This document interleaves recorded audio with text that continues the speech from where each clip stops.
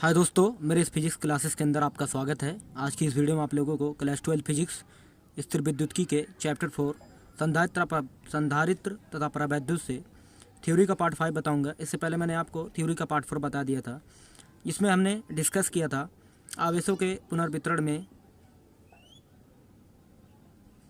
उभयनिष्ठ विभव का।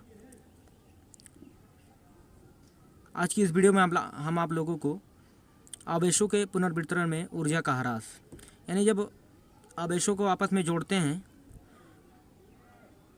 तो उनमें जो आवेशों का प्रवाह होता है उससे उनकी ऊर्जा में हानि होती है। तो उसी ऊर्जा के ह्रास का व्यंजक आज हम फाइंड करेंगे। तो बिना टाइम वेस्ट किए आइए आज का वीडियो स्टार्ट करते हैं। तो देखते हैं, सबसे पहले आवेशों के पुनर्वितरण में ऊर्जा का ह्रास का व्यंजक हमको निकालना है, फाइंड करना है। तो सबसे पहले देखिए, आवेश की बात किया है तो यानी हम यहाँ पर दो आवेशी चालक लेंगे, उन्हीं में ऊर्जा का ह्रास निकालेंगे। तो सबसे पहले हम दो आवेशी चालक का फिगर ड्रा करते हैं। देखिए यहाँ पर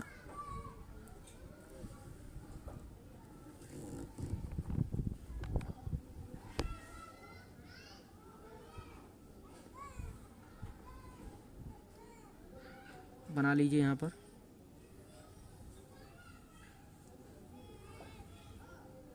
ये पहला चालक हो गया,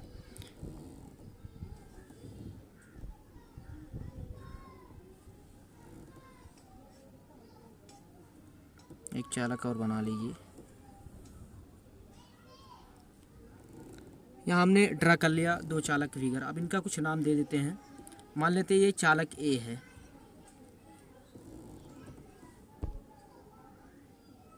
और ये दूसरा चालक जो हमारा है इसे बी मान लेते हैं।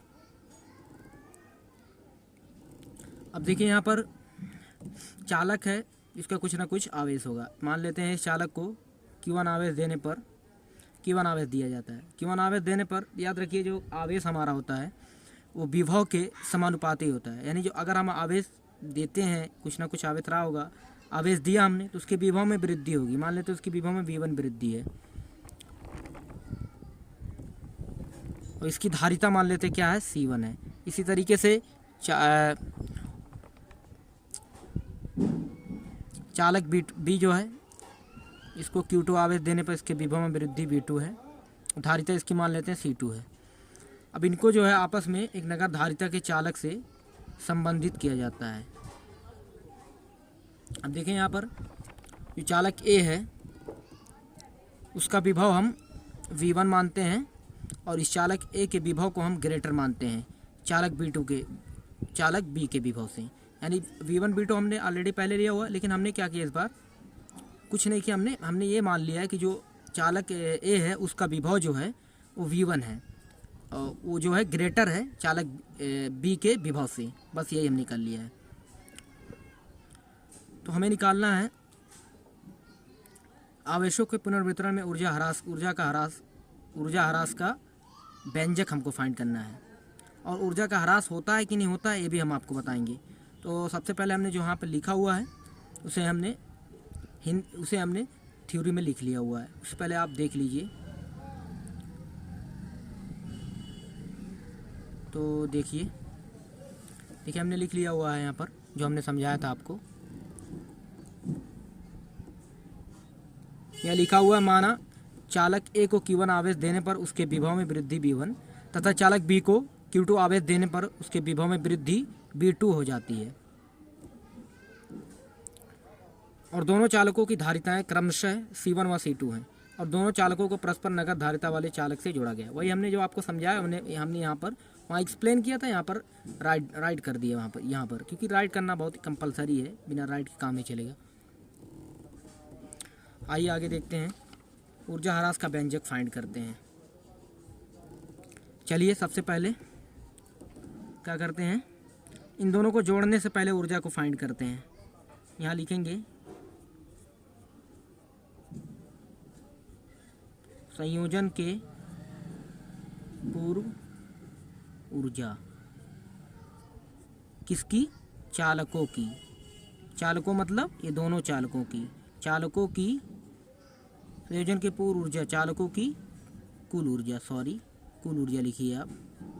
कुल ऊर्जा निकालेंगे। और देखिए यहाँ पर जो ऊर्जा का फार्मूला हमारा होता है U इज इक्वल टू होता है, हमने पहले इसी ऊर्जा निकाल के दिखाई हुई है आपको, हाफ CV² होता है। ये सूत्र इस्तेमाल करेंगे यहाँ पर। तो संयोजन के पूर्व मान लेते क्या है, U है। चलिए हाफ इस चालक की क्या होगी, अकॉर्डिंग टू दिस फार्मूला। यहाँ पर धारिता C1 है तो C की जगह पे यहाँ C1 पुट करेंगे। अब विभव जो है V1 पुट करेंगे, C1 V1² प्लस कुल ऊर्जा की बात किया, यानी दोनों को ऐड करेंगे, हाफ C2 V2²। अब देखिए यहाँ पर इसको समीकरण नंबर 1 मान लेते हैं। अब देखिए यहाँ पर ये जो चालक हैं इन दोनों का उभयनिष्ठ विभव, हम उभयनिष्ठ विभव का सूत्र लिख लेते हैं, क्योंकि जब इन दोनों को जोड़ेंगे आपस में हम, तो जो आवेश का प्रवाह है उच्च विभव वाले चालक से निम्न विभव वाले चालक की ओर होगा, और तब तक आवेश का प्रवाह होगा जब तक कि दोनों का विभव समान न हो जाए। तो जो विभव समान हो जाएगा उस समान विभव को, यानी कॉमन विभव को, जो विभव आया वही हमारा उभयनिष्ठ विभव होता है। तो हम आइए उभयनिष्ठ विभव का फार्मूला लिख लेते हैं। क्या होता है, C1V1 प्लस C2V2 बटे C1 प्लस C2। इसको मान लेते हैं समीकरण नंबर 2। आगे क्या करेंगे हम, ये तो संयोजन के पहले हो गई, संयोजन के पश्चात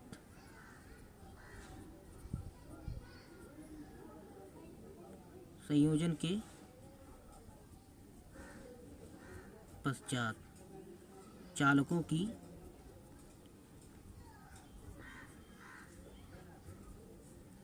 कुल ऊर्जा संयोजन के पश्चात निकाले। मान लेते क्या है, U डैश है, क्योंकि पहले हमने U माना हुआ था, फिर U नहीं मान सकते हम, कुछ ना कुछ अंतर करना पड़ेगा। तो देखिए संयोजन के पश्चात जो हमारा विभव होता है वो समान हो जाता है, वही उभयनिष्ठ विभव कहलाता है। बाकी सब वो समान होंगे नहीं, केवल विभव समान हो जाता है। Half C1 V² plus half C2 V²। अब यहाँ से देखिए हमारा कुछ कॉमन हो रहा है। क्या कॉमन हो रहा है, V कॉमन हो रहा है, सॉरी V² कॉमन हो रहा है।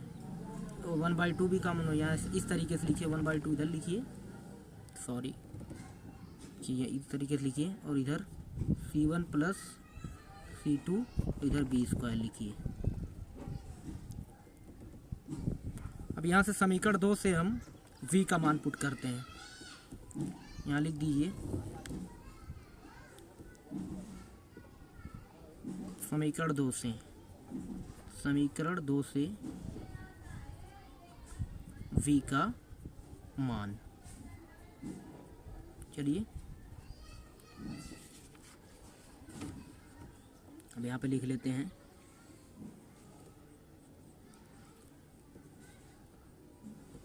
सबसे पहले क्या वो दिया हुआ था, U dash is equal to half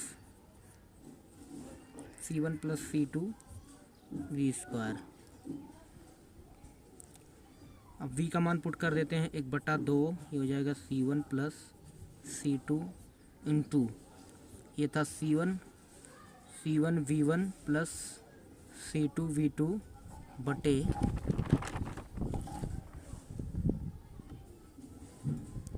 C1 plus C2 का पूरे का होल स्क्वायर हो जाएगा।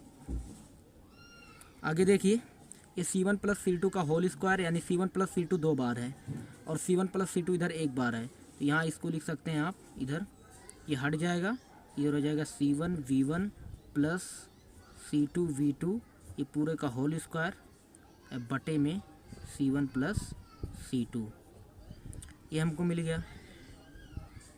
इसको क्या मान लेते हैं, समीकरण नंबर 4। कितना आया था, पहला समीकरण उसे माना था, समीकरण 2, समीकरण 3 माना था इसे कि नहीं, इसे समीकरण नहीं, ये समीकरण 3 हो जाएगा। अब क्या करते हैं, समीकरण 1 में से समीकरण 3 को घटाते हैं, यानी लिखेंगे समीकरण 1 माइनस समीकरण 3, यानी U माइनस U डैश बराबर, U का मान कितना है, half C1 V1² plus half C2 C2V2 square minus ये जो आया हुआ है, कितना आया हुआ है, 1/2 C1V1 प्लस C2V2 का होल स्क्वायर बटे में C1 plus C2।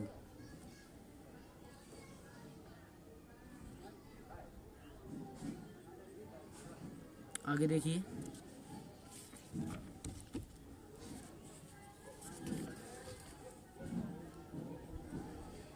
u minus u dash is equal to, अब यहाँ से 1/2 आप बाहर ले लीजिए पूरे में से, तो बच जाएगा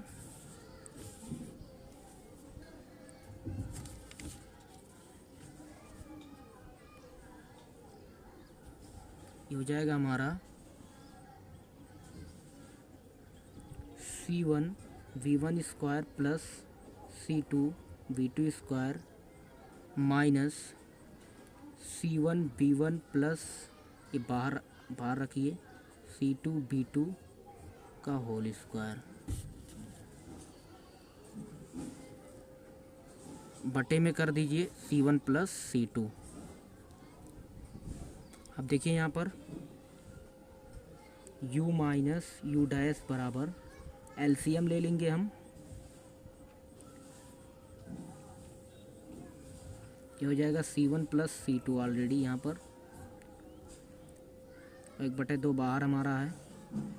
अब देखिए यहाँ पर गुणा जो यहाँ पर होगा ये हो जाएगा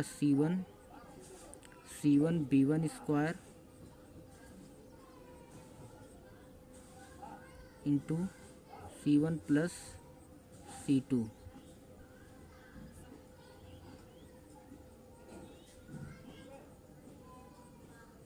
plus C2V2 square into C1 plus C2, और इसको लिख दीजिए आप एज इट इज, उतर जाएगा यहाँ पर, हम यहाँ पर लिख दे रहे हैं C1V1, क्योंकि C1 प्लस C2 इधर कट जाएगा, प्लस C2V2 का पूरे का होल स्क्वायर। अब देखिए इसको तोड़ते हैं, यह 1/2 इधर गुणा करेंगे, एक C1 प्लस C2 को भी बाहर ले लेते हैं, C1 प्लस C2 को इस तरीके से लिख सकते हैं हम आराम से, बटे में गुणे में भी है, बाहर भी लिख सकते हैं, कोई दिक्कत नहीं है। अब इसका आप इस ब्रैकेट में गुणा करिए, C1 square plus B1 square plus C1 C2 V1 square plus इसका करिए C2 C1 V2 स्क्वायर और plus C2 square V2 square.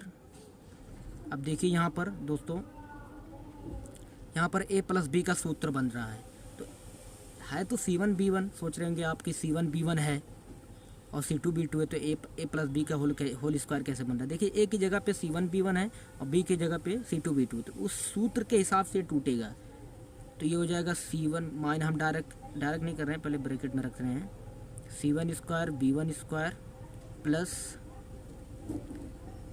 C2 square V2 square plus 2C1V1 C2V2, 2a भी होता है। आगे देखिए 1/2 हो जाएगा, और इधर C1 प्लस C2 हो जाएगा C1V1 square plus C1 C2 V1 square plus C2 C1 V2 square plus C2 square V2 square, और ये ब्रैकेट को तोड़ देते हैं, माइनस से अंदर गुणा हो जाएगा, माइनस C1 स्क्वायर, देखिए यहाँ पर मिस्टेक हो गई थी, V1 square minus C2 square V2 square minus 2C1V1 C2V2। अब देखिए यहाँ से ये कट जाएगा, ये भी कट जाएगा, और ये C2 ये कट जाएगा। अब देखिए यहाँ पर आगे 1/2 C1 प्लस C2। अब यहाँ से कुछ कॉमन हो रहा है, C1 C2 कॉमन हो रहा है हमारा, तो ये बन जाएगा V1 square plus V2 square minus 2V1 V2। आगे देखिए 1/2 C1 प्लस C2 और इधर C1 C2 V1 plus V1 minus V2 का होल स्क्वायर। इसे हम आगे लिख देते हैं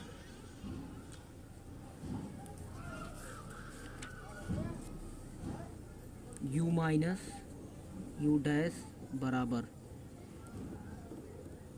कितना आ गया हमारा 1/2 C1 plus C2 into C1 C2 into V1 minus V2 का होल स्क्वायर।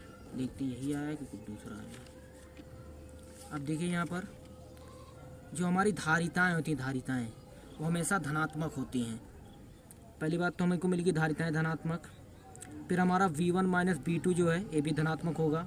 मान लीजिए V का मान बड़ा है, मान लीजिए V का मान माइनस में आया और V2 का मान प्लस में आया, तो V1 में से V2 जब घटाएंगे तो माइनस में आएगा, क्योंकि बड़ी संख्या माइनस में है तो छोटी घटाएंगे तो माइनस में आएगी। लेकिन जब उसका वर्ग कर देंगे तो पॉजिटिव हो जाएगी, यानी V1 माइनस V2 हमेशा पॉजिटिव होगा। C1 C2 हमारी धारिता भी पॉजिटिव मिल गई, विभव भी पॉजिटिव मिल गया।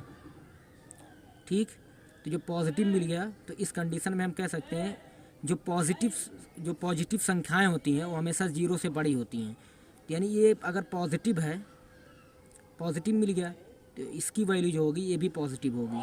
यानी ये जो है इसका मान 0 से बड़ा होगा तो इसका भी मान 0 से बड़ा होगा, क्योंकि दोनों इक्वल हैं। तो इस कंडीशन में हम लिख सकते हैं U minus U dash is greater than 0।